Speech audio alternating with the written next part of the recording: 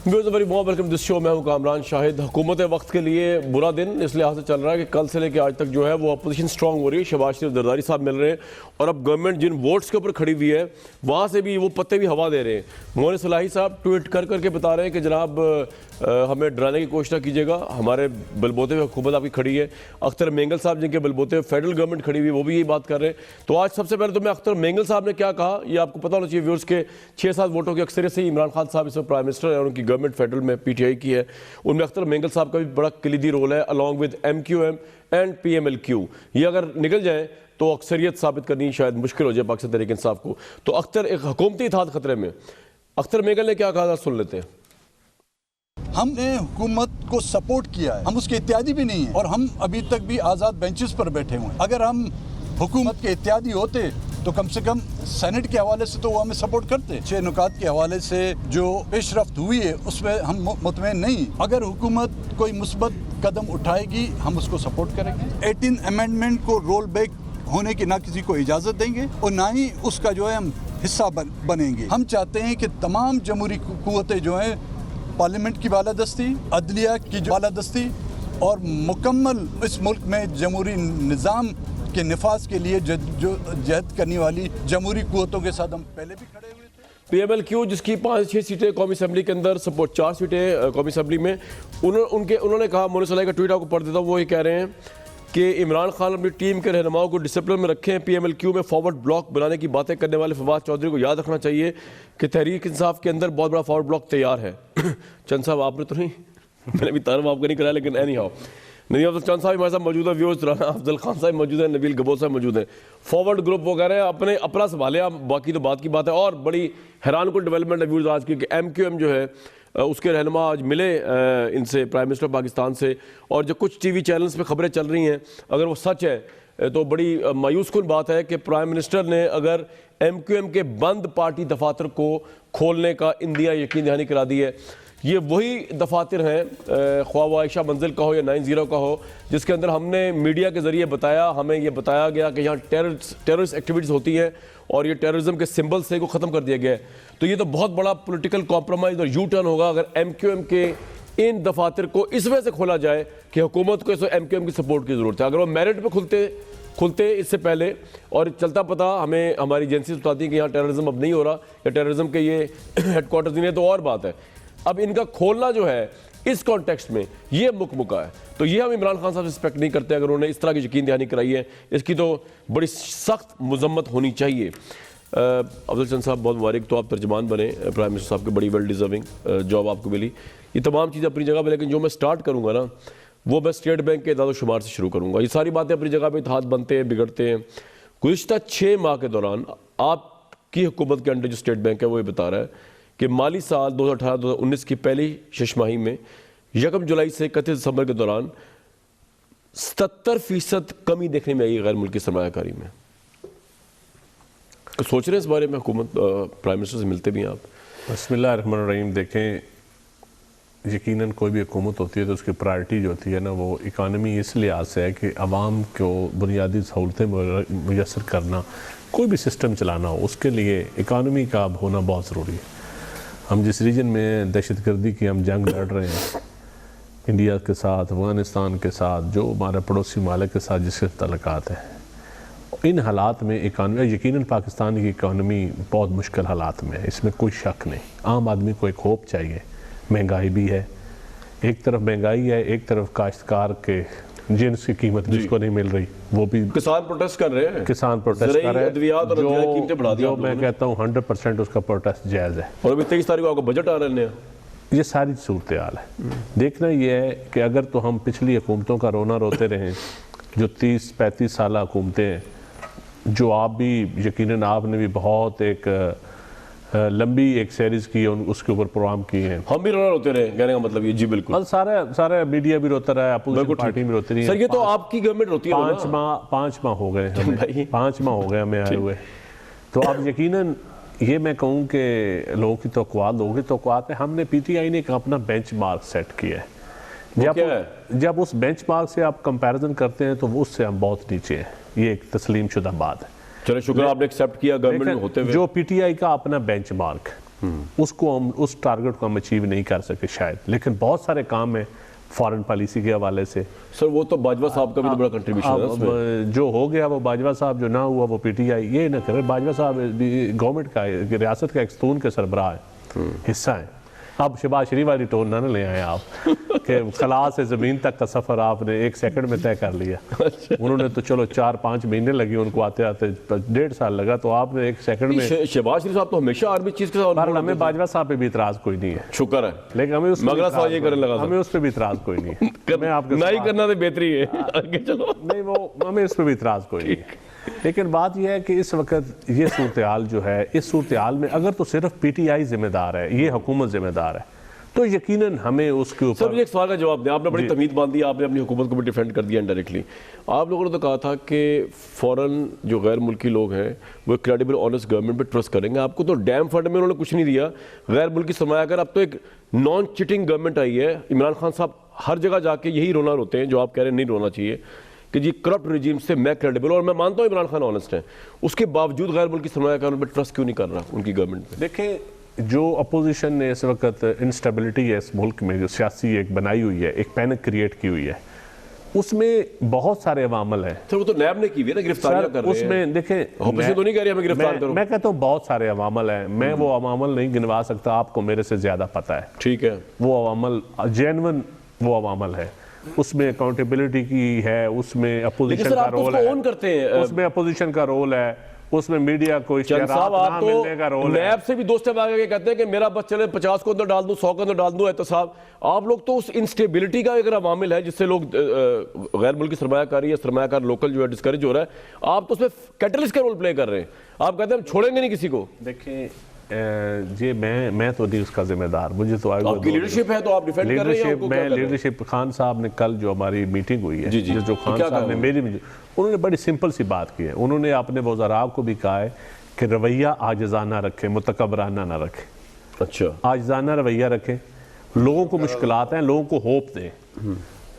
मैं देखें, मैं क्लियर बात कर रहा हूँ, आजिज़ाना रवैया उन्होंने कहा रखें, मुतकब्बराना रवैया किसी फर्द का, खा नदीम अफजल चांद कोई भी तरह का कोई भी रवैया आजिज़ाना होना चाहिए। ऐसा ठीक, लोगों को होप दें, लोगों को बताएं कि मुश्किलात हैं। सर ये पॉइंट, मुश्किलात, मेरी बात सुन लें, ये 35 ईयर से आप चले ना, मुश्किलात एक दिन 4-5 महीनों की जो है वो यकीनन उसके जिम्मेदार हैं। 5 साल बाद जब 5 साल पूरे हो गए तो लोगों ने हमसे हिसाब मांगना है। बिल्कुल ठीक है सर, आपका ये पॉइंट है। आप जो लोग जिम्मेदार हैं तहरीक इंसाफ के नज़रिए, उनकी तरफ जाऊंगा। नबील भाई, बहुत वार्म वेलकम आपको प्रोग्राम में। सिंध में सुरह आपकी गवर्नमेंट जा रही है, फॉरवर्ड ग्रुप वहाँ बन रहा है, आप लोगों के हालात तो बड़े ख़राब हो गए भाई। एक तरफ से केसेस, दूसरी तरफ से गवर्नमेंट जा रही है, और तीसरी तरफ जो है मुल्क के हालात जो है वो ऑब्वियसली उसमें ये भी दिन देखने में आया कि दोबारा आप लोग एक हो गए, आप और नून लीग। तो इतना नैब का प्रेशर आ गया और इमरान खान की एहतसाब ड्राइव का, कि ना चाहते हुए भी आप लोगों ने शहबाज शरीफ को गले लगा लिया एक दफ़ा फिर। नबील भाई, हमको निकालते जो है ना, खुद मेरे ख्याल में निकलने की तैयारी कर रहे हैं, और उनके सूटकेस भी तैयार हो रहे हैं। और मैं समझता हूँ कि मैंने आपके शो में, एक तो आपका मसला ये, आप कभी मेरी तारीफ़ करते नहीं हो। मैंने आपके ही शो में 1 महीना पहले कहा था कि इनके जो इत्यादी हैं इनसे नाराज़ हैं और ये निकलने वाले हैं, समझे ना। मैंने आपके शो में 1 महीना पहले कहा था अख्तर महंगल जो है वो नाराज है। नबील भाई, मर्दों में अगर सबसे ज्यादा किसी की तारीफ मैंने की अपने शो पे तो आप ही की है। अब आप उसको कदर की निगाह से नहीं देख रहे। जी बहरहाल, जी बताइए। पता है, मुझे नहीं पता है कि हाँ, तो बहरहाल मैं नदीम अफजल चंद को मुबारकबाद देता हूँ कि बाकी बचा कुचा जो पीटीआई की गवर्नमेंट को मैं रह गया था वो नदीम अफजल चंद पूरा कर लेंगे, क्योंकि वो सच्चा आदमी है। वो कभी भी किसी को डिफेंड करने के लिए झूठ नहीं बोलेगा, और जब वो सच बोलेगा तो यही बोलेगा, वो सारे पत्ते खोल देगा, बता देगा कि इमरान खान, मैं हैरान हूँ इमरान खान के इस रवैये के ऊपर कि वो सिर्फ अपनी हुकूमत बचाने के लिए ऐसे इक़दाम कर रहा है कि इमरान खान को, मतलब हम अभी भी समझते हैं कि वो एक ऑनेस्ट बंदा है, लेकिन सिर्फ एक हुकूमत में रहने के लिए उसको क्या क्या कुछ नहीं करना पड़ रहा है। ये शायद अगर आपके पास इतना टाइम हो तो मैं आपको बता दूं। आप मिसाल आपने खुद दी है कि जी बताएं, टाइम है आज। बढ़कर एमक्यूएम ने डिमांड की है इससे एमक्यूएम ने जो ये सिर्फ नहीं कहा है एमक्यूएम ने कि हमारे दफातर खोले, एमक्यूएम ने तो 9-0 का भी दफ्तर खोलने का मुतालबा किया है कि 9-0 हम एमक्यूएम के सरपरस्त से आला हैं और इस वक्त एमक्यूएम हमारे नाम पर रजिस्टर है, तो 9-0 हमारी प्रॉपर्टी है। एमक्यूएम ने तो ये खिदमत खल्क कमेटी का जो हॉस्पिटल है और उसके अंदर जो एसेट्स हैं उसका भी क्लेम किया है कि वो हमारी मिल्कियत है, हमें दिया जाए, जिस पर Imran Khan as a prime minister जो है उसने यकीन दयानी कराई है कि ये सब कुछ आपको मिलेगा। वो क्यों किया है? क्योंकि बलूचिस्तान में सियासत नहीं कर सकी इमरान खान की हुकूमत और बलूचिस्तान वालों को नाराज़ किया सिर्फ एक सेनेट की सीट के लिए। और अख्तर मेंगल ने तो साफ कह दिया है कि उसके जो 5 सीटें बल्कि वो अब सपोर्ट नहीं करेंगे। अब बच गया एमक्यूएम की 6 सीटें हैं। एमक्यूएम की 6 सीटों के ऊपर इमरान खान जो है वो T20 का जो है सीरीज खेल रहा है। अब T20 जो टेस्ट मैच खेलने आया था उसको सिर्फ एमक्यूएम की 7 सीटें जाना पड़ रहा है। अब इमरान खान को 7 सीटें, अब 7 सीटों पे एमक्यूएम की जो है ये गवर्नमेंट खड़ी है। मुझे एक बात बताएं, क्या हमारे लिए मसला है कि हम एमक्यूएम को अपनी तरफ ना ला सके? आप हमें भी जानते हैं और आप आसिफ अली जरदारी को भी जानते हैं कि वो किस तरीके से मफामत में और किस तरीके से अपनी तरफ करने में लोगों को जो है वो एक्सपर्ट है, जिस तरह नदीम अफजल चंद को एक ज़माने में किया हुआ था, मुझे तो नहीं किया था।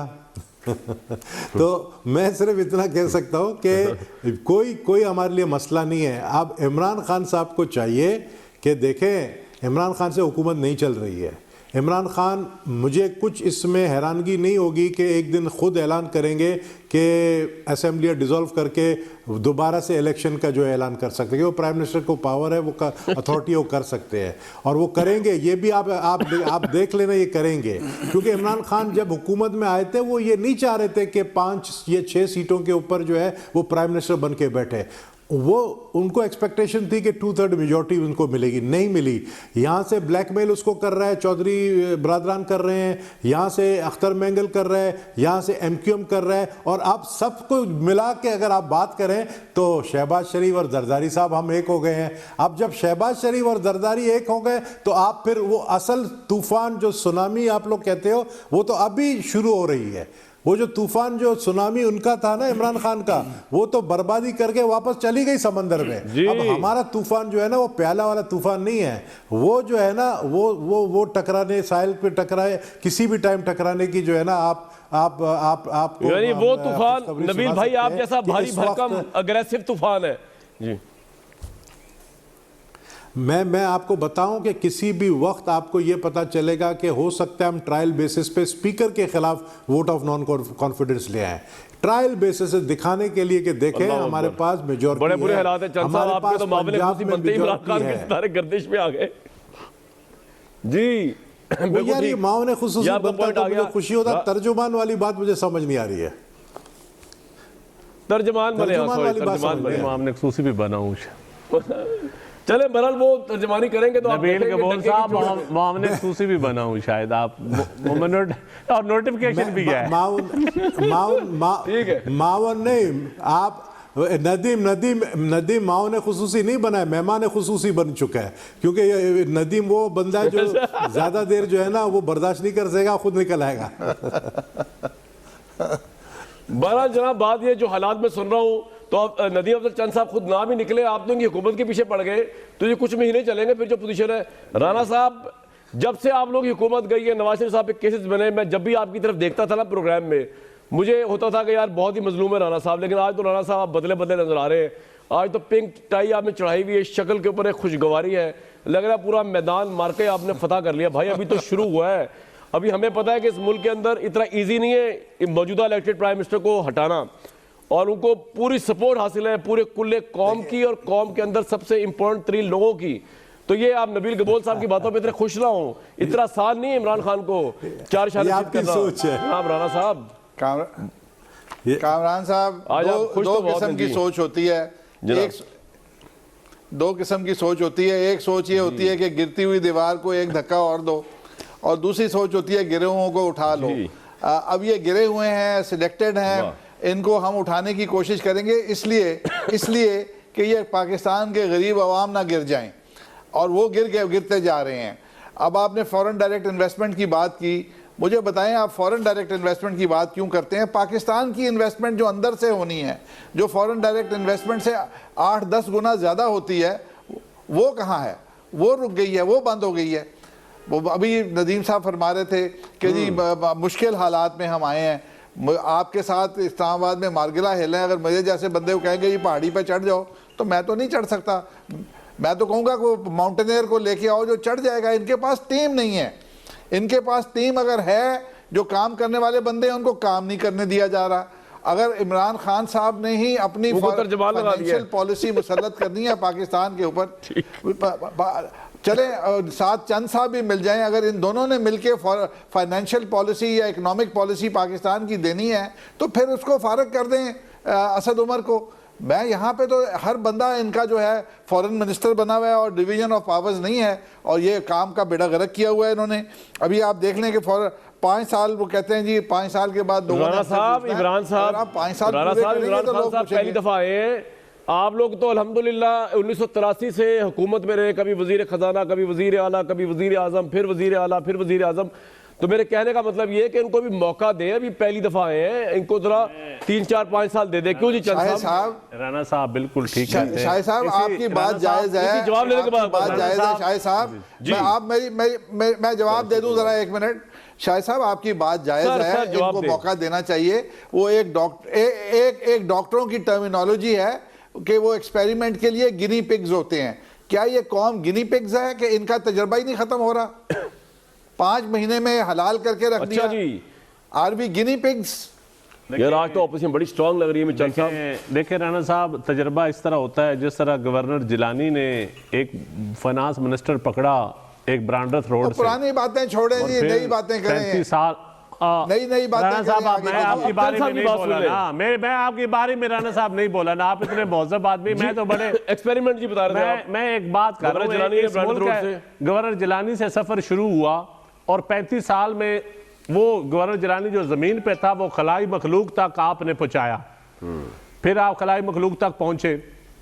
ये पहला इलेक्शन है पाकिस्तान की हिस्ट्री में जो किसी इमदाद के बगैर आपने लड़ा, और उसके बाद आप अपना अशर देख लें। अल्लाह अकबर। और आज फिर आप सारा मेरी बात तो सुन लेना, अल्लाह अकबर तो बिल्कुल है, इसमें तो कोई शक ही नहीं है। लेकिन बात तो सुन ले राणा साहब, मैं हौसले से सुनता रहूं, मैं नहीं बोलूंगा आपकी बारे में। आप देखें, आपको थोड़ी सी आपको लिफ्ट हुई है तो आप बात सुनने से भी गए। पिंक टाई लगाई, हाथ ही बदल गए। हालांकि नहीं आपके लिए लगाई है। मैं तो चाहता हूं जब आप इख्तिदार में हो, चले मेरी तो राणा साहब बहुत शुक्रिया। मेरी तो राणा साहब ख्वाहिश है जब आप इख्तिदार में उस वक्त भी अल्लाह अकबर आपको याद आता है, काश। लेकिन बात यह है कि इस वक्त पाकिस्तान के जो हालात हैं वो राणा साहब, ईमानदारी की बात है, वो ना तजर्बाकारी की वजह से ही है, वो इमेच्योरिटी की वजह से ही है, वो उस टीम की वजह से है जिस टीम में कभी प्लांटेड वजीर खजाना भी रहे हैं और बड़े बड़े अजीबो गरीब हरकतें भी हुई हैं। और वो दौर किसका था ये मैं नहीं नाम लेता, ये आप खुद ढूंढ लें। पिछले 35 साल में आप दौर बेशक ढूंढ लें कि कहां से इंपोर्ट हो के वजीर खजाना भी आए, कैसे कैसे आए लोग, और फिर वजीर आजम बन के भी गए। और आपने इस मुल्क में, आपने और मैंने बर्दाश्त किए, आम पाकिस्तानियों ने बर्दाश्त किए। आज अगर इतने सालों बाद एक हुकूमत आई है, क्योंकि आपको नहीं लगेगी ना हुकूमत, क्योंकि नई हुकूमत इसलिए है कि इसमें पुराने गोरखों का हिस्सा नहीं है। वो लोगों का जो 35 साल एक अरसा होता है कि इंसान की जिंदगी की पीक होती है, 35 सालों बाद मैं यकीनन, मैं तो अभी बहुत नातजर्बाकार सा और छोटा सा पॉलिटिकल वर्कर हूं ना, मैं उस माफिया का हिस्सा नहीं हूं। शेख रशीद आपके साथ है, परवेज इलाही आपके साथ है, बेटा हूं ना। अब बात तो सुन लेना आप राणा साहब, अगर फिर मैं आप मेहरबानी कर लेना, मैं आपको टाइम में नहीं कर ले। तो राणा साहब ये सारी चीजें, ये सारे तजर्बे इस मुल्क को तजर्बा गाह आप लोगों ने बनाए रखा। PIA steel mill, cement mafia आपने बनाया, सीमेंट फैक्ट्रियां बेचकर, बैंक प्राइवेटाइज करके आपने इस मुल्क का बैंक माफिया बनाया। ऑयल माफिया 42 घी मिलने थी इस मुल्क की, घी कारपोरेशन एक होती थी, आपने प्राइवेटाइज की, ऑयल माफिया बनाया। बिजनेस शुगर कार्टेल आपके बने हुए हैं। कौन सा एक माफिया बता दें जो इस मुल्क में जिसके बानी आप नहीं है। और आज मैं हैरान हूं कि आज आप फिर क्या थोड़ी सी गेट नंबर 4 के सामने से ठंडी हवा आई और आप फिर शुरू हो गए। सुभान अल्लाह। मैं कहता हूं कौम से माफी मांगे। हमें तो आज जानना रवैया, आप माफी मांगे कि खुदा की कसम, कहते हैं ना ये एक दमड़ी की करप्शन ना की हो आपने करप्शन, लेकिन जो कौम की हालत हुई है उसका जिम्मेदार कौन है? राणा साहब गेट नंबर 4 के आगे से क्यों गुजरे आप? तो राणा साहब इस्लामी जमहूरी इत्तेहाद, MRD, ये कौन सा गेट? जितनी तहरीकें चली, कौन सी गेट? गेट नंबर 4 जहां चौधरी निसार साहब और शहबाज शरीफ साहब को जनरल कियानी से मिलने जाते थे। मैं बता देता हूँ मैं खुद के गवर्नर गिलानी से शुरू करके गेट नंबर, हालात तो बड़े खराब है। अगर गेट नंबर 4 के गुजरते तो इनके तो क्यादत जो अगर बात खत्म हो गई है तो फिर कहते हैं मैं ना, मुझे इस इजाजत मुल्क है। में- जी राणा साहब, उसके बाद नबील भाई की तरफ जाना है मैंने। जी राणा साहब, अब मैं नहीं बोलूंगा, आप खुल के बोल लें। जी राणा साहब। जी नबील साहब, मैं सिर्फ इतना कहना चाह रहा हूँ, ये कह रहे हैं जी हमने तबाही फेरी है। 1999 की बगावत के बाद 14 साल के बाद हमारी हुकूमत बनी है।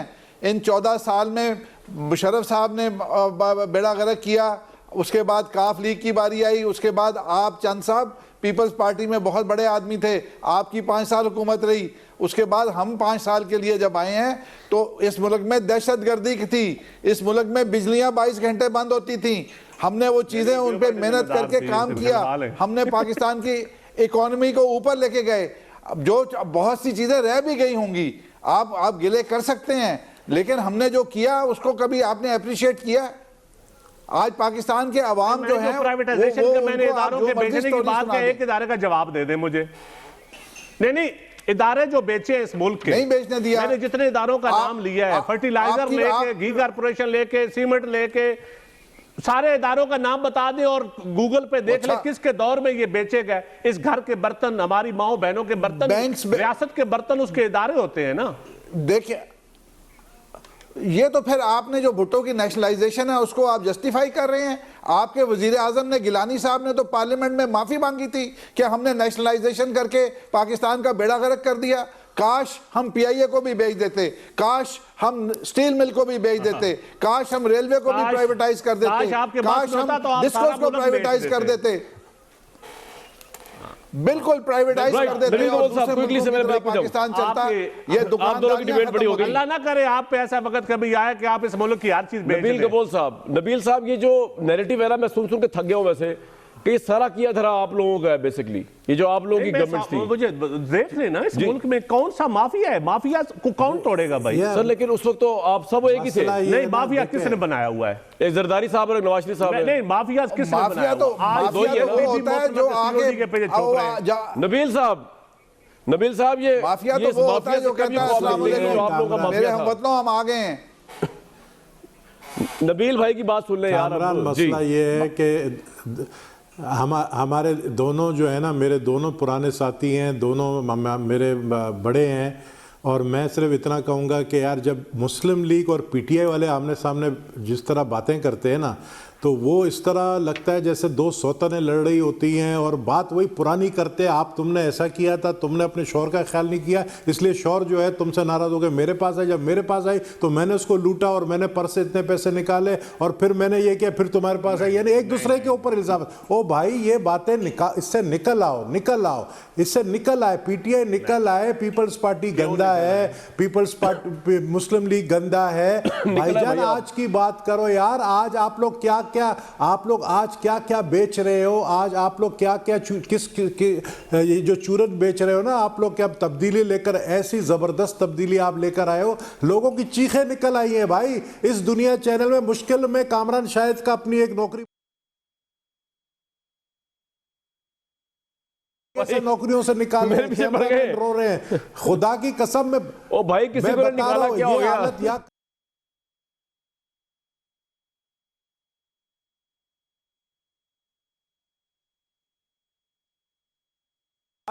हर डिपार्टमेंट से यहाँ पे सिंध में आप हालत देखें, फेडरल गवर्नमेंट ने हमारे जो ये तो भाई जब बिजनेस ही नहीं होगा, काम रोक दिया है। जब बिजनेस नहीं होगा तो चैनल कहां से चलेंगे?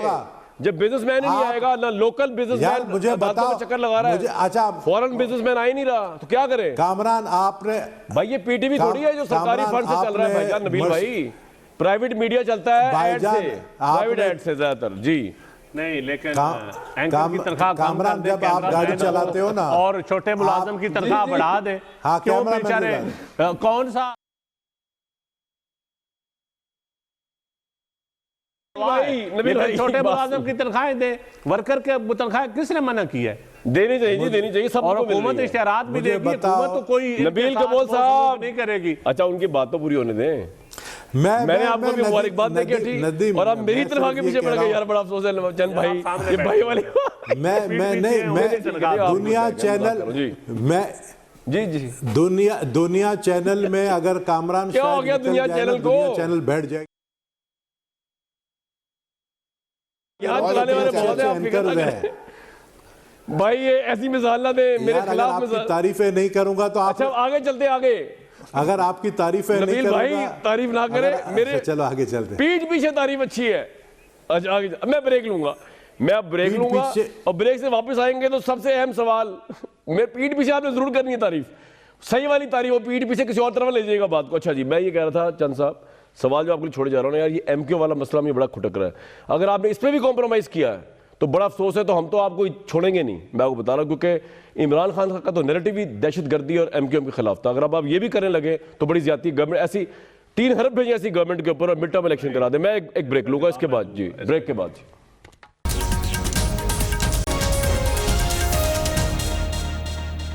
Very warm welcome back this show. में बता रहा था ऑपोजिशन के लिए आज बड़ा सुनहरा दिन चल रहा है, बड़ी हैवी राइड पे है वो इस वक्त। जैसे हमदा शहबाज शरीफ, उनको भी 10 दिन के बाहर जाने की इजाज़त मिल गई हुकूमत की तमाम तर कोशिशों के बावजूद। लेकिन जो अफसोस का पहलू है वो ये कि एमक्यूएम जिसके खिलाफ इमरान खान की इतनी सियासत नवाज शरीफ के खिलाफ नहीं जितनी एमक्यूएम के खिलाफ रही, उनके खिलाफ मुकदमे तक उन्होंने किए, उनको टेररिस्ट पता नहीं क्या कुछ कहा। कराची में 14 सीटों का मैंडेट भी एमक्यूएम के खिलाफ लेकर आए। लेकिन ये बड़ा अफसोस है अगर ऐसा होना जा रहा है जनाब कि एमक्यूएम की सिर्फ 5-6 सीटें लेने के लिए, वजारत उज़्मा और तहरीक इंसाफ गवर्नमेंट बचाने के लिए, अगर आप मुबैना तौर पर वो टेररिस्ट ओरिएंटेड पार्टी दफातर खोल रहे हैं, क्यों? देखिए, एमक्यूएम एक पॉलिटिकल पार्टी है। टेररिस्ट ओरिएंटेड जो पार्टी थी ना, वो अल्ताफ़ हुसैन की सरबराही में थी। आज अल्ताफ़ हुसैन उसका सरबराह नहीं है।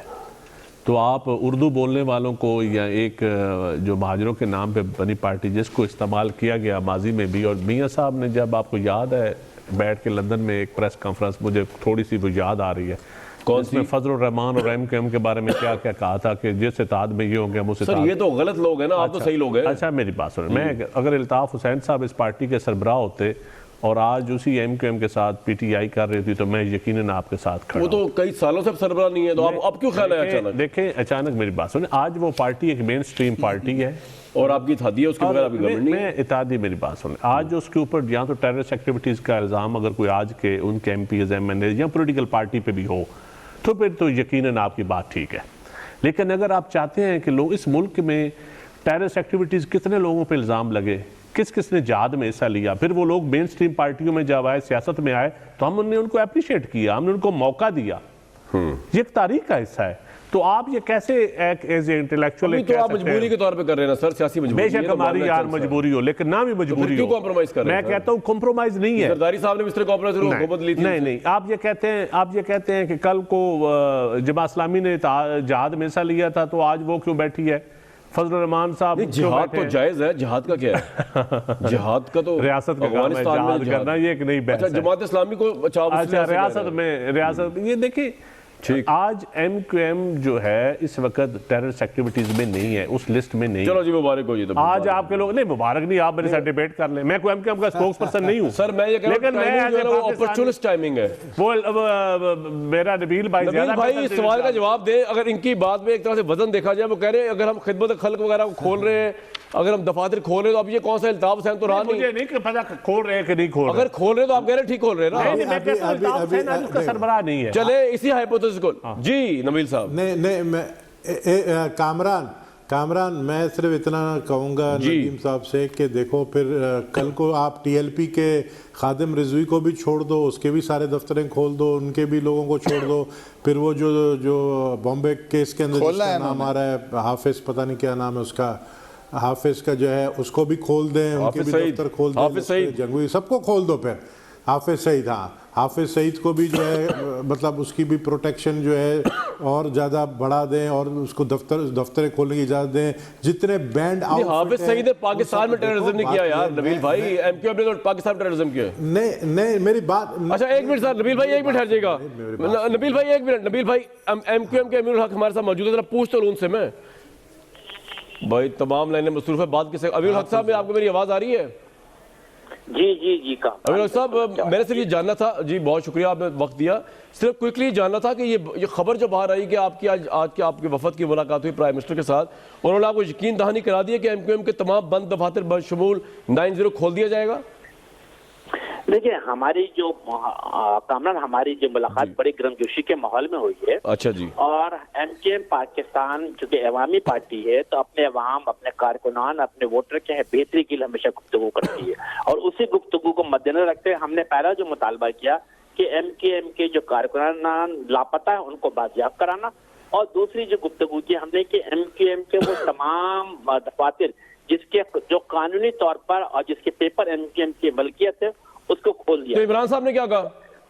देखिए ये तमाम चीजें उनके गोशगुजार किए, उन्होंने तमाम चीजों को नोट किया और इन प्रिंसिपल, मैं कहता हूँ इन प्रिंसिपल बिल्कुल एग्री है कि सियासी वर्कर को बिल्कुल रहा करना चाहिए। और इसी तरीके से दूसरी बात जो कानूनी दफातर एमकेएम के जो कराची में, हैदराबाद में, मीरपुर खास में या नवाब शाह में, वो बिल्कुल एक सियासी पार्टी के तौर पे तो इमरान साहब ने एग्री किया इन प्रिंसिपल उनको भी खोल देना चाहिए जो दफातर आपके 90 अमीन भाई मुझे बताइए 90 पूछे 90 भी शामिल है ना उसमें? 90 जी कामरान बोले 90। अच्छा अमीन भाई ये बता दीजिए मुझे कि खिदमत खल्क वगैरह को भी ओपन करने की बात की गई है जिसपे बहुत ज्यादा कदगने थी और रिस्ट्रिक्शंस थी। देखिए कामरान अगेन एमकेएम पाकिस्तान ये वादा तौर पे कहती है कि खिदमत खल्क फाउंडेशन एक फलाई इदारा है जो कश्मीर में आपको पता होगा कि जब जलजला आया था तो बढ़ चढ़कर काम किया था। यह जलजले के बाद सर मैं उसको चैलेंज नहीं कर रहा, इस वक्त मैं कह रहा हूँ इमरान साहब ने मान लिया, उसका भी सिर्फ ये सवाल है आपसे प्लीज। केकेएफ के सिलसिले में हमारी इस सिलसिले में उनसे बात नहीं हुई,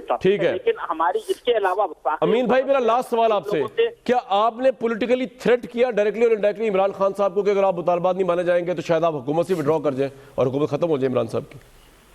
कामरान मुझे मौका दे दीजिए इसकी सवाल के जवाब देने के लिए, मुझे 1 मिनट आप दें। देखिए एमक्यूएम एक अवामी सियासी जमहूरी पार्टी है जो पाकिस्तान के आइन और कानून के दायरे में रहकर अपनी सियासी जद्दोजहद करती है। जमहूरी असूलों पर यकीन रखते हुए हम जिसे कहते हैं कि हमने उनके सामने अपनी गुजारिश रखी है और मैं समझता हूं कि चूंकि MOU 9 निकाती एजेंडा साइन हुआ है तो ये जिम्मेदारी हुकूमत की बनती है, वफाकी हुकूमत की बनती है कि वो तमाम चीजें ठीक है। लेकिन अमीन भाई आपने कोई हिंट ऐसा दिया है या आपके जहन में है कि अगर आपके मुतालबात पूरे ना हुए तो आप शायद हुकूमत से अलग हो जाएं?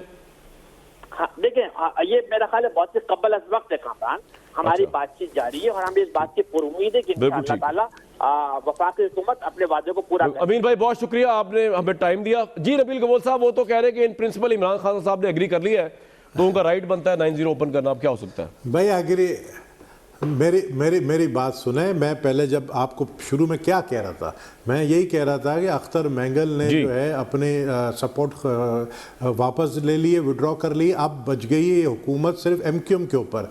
एमक्यूएम ने ना सिर्फ, जो मुझे इन्फॉर्मेशन है हो सकता है मैं गलत हूँ, एमक्यूएम ने 90 के साथ खिदमत खल्क कमेटी सारे दफ्तर खोलने की इजाज़त, सारे जो इस वक्त बंद हैं लोग, जो वर्कर्स, जिनको ये वर्कर्स कहते हैं, उसमें आपको पता देखें अगर हमारे लॉ इन्फोर्समेंट एजेंसी, हमारे रेंजर्स ने इतनी मेहनत से पकड़ कर इनके असले पकड़े हैं, एमक्यूएम के जो लंदन कहते हैं एमक्यूएम लंदन वालों के, उनके असले पकड़े हैं। एक घर के अंदर आपने देखा कि इतना असला था कि वो पूरे 1 महीने तक जो है वो लड़ सकते थे, वो पकड़े। अगर उन लोगों को छोड़ दिया गया तो फिर यार इमरान खान, मतलब उसका जो ग्राफ जितना ऊपर गया ना, इतने स्पीड से ऑलरेडी नीचे आ चुका है और मजीद आ जाएगा। तो इमरान खान को सोचना चाहिए कि भाई हुकूमत इतनी बड़ी चीज नहीं है, मुल्क ज्यादा इंपॉर्टेंट है। अगर इनको छोड़ देंगे आप, आपका पॉइंट आ गया, कराची के हालात दोबारा खराब हो प्रोड्यूसर साहब अख्तर मेकर साहब को भी ट्राई करें अगर वो आ जाए 1 मिनट के लिए फोन पे। जी सर पॉइंट आ गया। राणा साहब आप तो खैर बड़ा इंडोर्स करेंगे पीटीआई की गवर्नमेंट को, आप ये तमाम सियासी हरकत है वो सकरात करते रहे अपनी हुकूमतें बचाने के लिए, हुकूमत बनाने के लिए। आपने तो एमक्यूएम को टेररिस्ट भी कहा, उसके बाद आपने उनके साथ हाथ भी मिलाया, तो आप तो सपोर्ट करेंगे पीटीआई को, सही कर रहे हैं, आपके नक्शे कदम में चल रहे हैं अल्लाह के फजल से। जी देखिए, अख्तर मैंगल साहब को तो समझ आ गई है, एमक्यूएम को भी समझ आ जानी चाहिए। एमक्यूएम के साथ इन्होंने इलेक्शन लड़के कराची में, इनकी बाकी सीटें भी ख़त्म करनी हैं। तो एमक्यूएम जो है वो अब बड़ी, मेरे नज़र में तो बड़ी समझदार पार्टी है। वो गलत जगह चले गए हैं और वो जो उन्होंने किया वो अपनी मुश्किलों में इजाफा कर रहे हैं। पीटीआई एमक्यूएम के साथ बिल्कुल सिंसियर नहीं है। देखें, आपने कहा एमक्यूएम के सहारे खड़े हैं, वो जो पंजाब का जो बहुत बड़े डाकू जिनको कहा करते थे, उनका सहारा भी इनके साथ है। लेकिन अक्सरियत आप सही कह रहे हैं, सिर्फ 6-7 सीटों की है, वो सारी एमक्यूएम की हैं। बिल्कुल ठीक है जी। चंद साहब, ग्राफ नीचे आ रहा है और एमक्यूएम के साथ अगर आपने कोई रियायत बरती तो कराची का आपका वोटर आपको उसके खिलाफ वोट दिया आपको। जो भी हुकूमत से एक बात मैं कर लूं, आज इनकी पार्लिमानी पार्टी मीटिंग थी। जी जी जी, इनकी आज पार्लिमानी पार्टी की मीटिंग थी, वहां चेहरे सबके लटके हुए थे। चंद साहब, आपका भी चेहरा लटका हुआ था पार्लिमानी मीटिंग? चेहरे देखें, जब मुल्क में क्राइसिस हो तो यकीनन लटकने चाहिए। जिम्मेदार लोगों के चेहरे लटकते ही हैं। और मैं समझता हूँ कि जिस तरह जो सर्कुलर डेट 1100 अरब छोड़ के जाए, जो मुल्क को कर्जे की दलदल में फेंक के जाए, इस हालात में छोड़ के जाए, तो उनके चेहरे यकीनन आने वाली हुकूमत जो जिम्मेदार लोग होते हैं उनके चेहरे लटकते हैं। वो बगले नहीं बजाते, याशियां खर्चे नहीं करते। एमक्यूएम का जवाब दे दें, मुझे तसल्ली नहीं आएगी। एमक्यूएम का जवाब मैंने दे दिया, आप मजीद क्या दिया? टेररिस्ट को भी छोड़ देंगे। देखिए, आपको टेररिस्ट को कभी नहीं छोड़ा गया। टेररिस्ट को कोर्ट ऑफ लॉ, वो तो वो भी नहीं छोड़े, इलेक्टेड गवर्नमेंट। चलो, वो अदालतों का काम है, मेरा और आपका काम नहीं है। मेरी वो तो ऑपरेशन जिन्होंने किया है वो ऑपरेशन किया। चलो, ऑपरेशन जिन्होंने वो नहीं छोड़ेंगे। रूल ऑफ लॉ होना चाहिए इस मुल्क में और अदालतें अपना कमिट करो तो पहले पूछते लिया करो किस चीज का एक कमिटमेंट जब छोड़ दोगे तो पॉलिटिकल नहीं।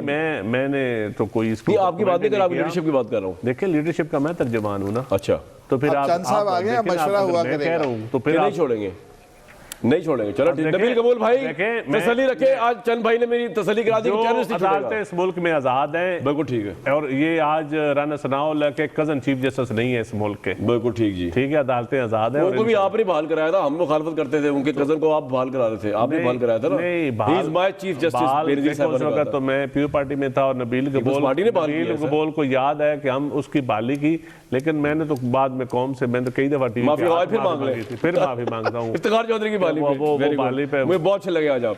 नबील भाई, इंफॉर्मेशन मिनिस्टर कह रहे हैं सिंध तब्दीली के दहाने पर खड़ा है, सिंध चेंज होने लगा है। आप जो है पता नहीं किन चक्करों में इनकी हुकूमत गिरा रहे हैं। मेरे भाई, अपनी हुकूमत बचाएं आप पीटीआई से।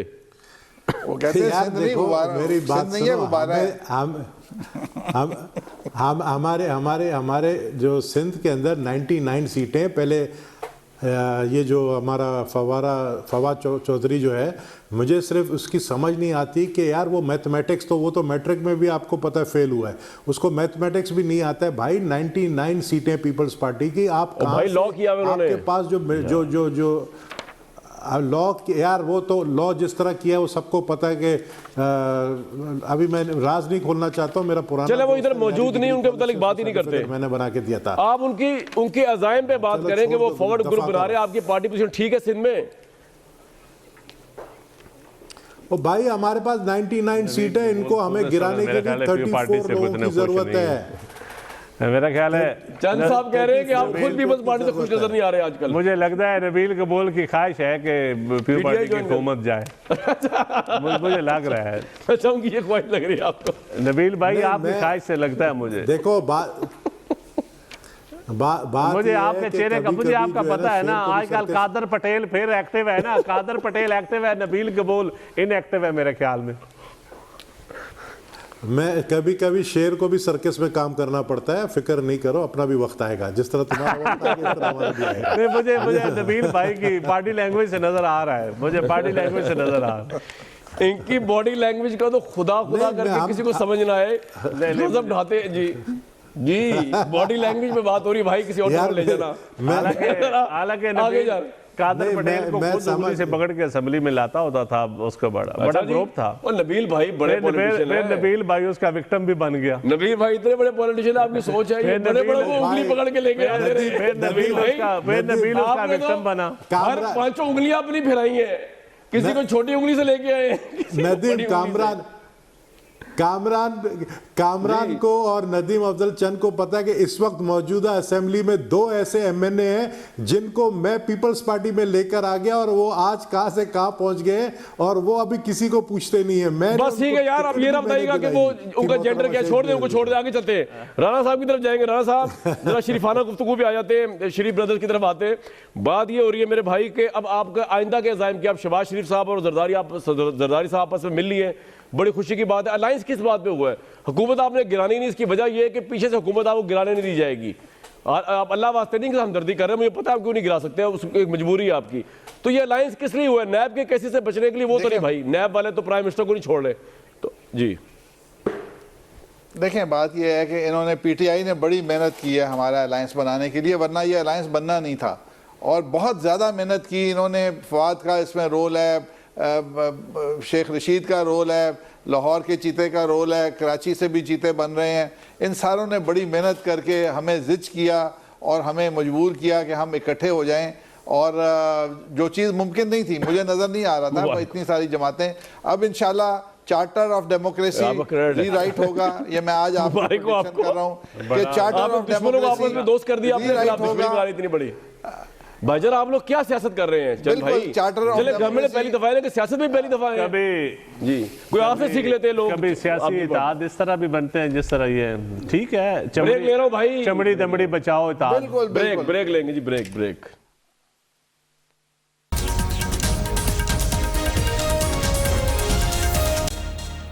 Viewers very warm welcome back. Program का वक्त हुआ ख़त्म, लेकिन ये हुकूमत जो उनके खिलाफ जाते जाते अपने खिलाफ उन्होंने तरह मास्क खोल लिया, इसमें उनके वज़रा की कारकर्दगी है या गवर्नमेंट वाकई बड़ी वीक हो रही है इकोनॉमिक महाज पे भी और अपोजिशन की गठजोड़ से।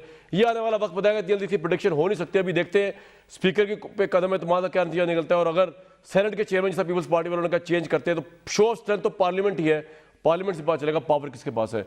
मुझे दीजिए कल तक इजाज़त।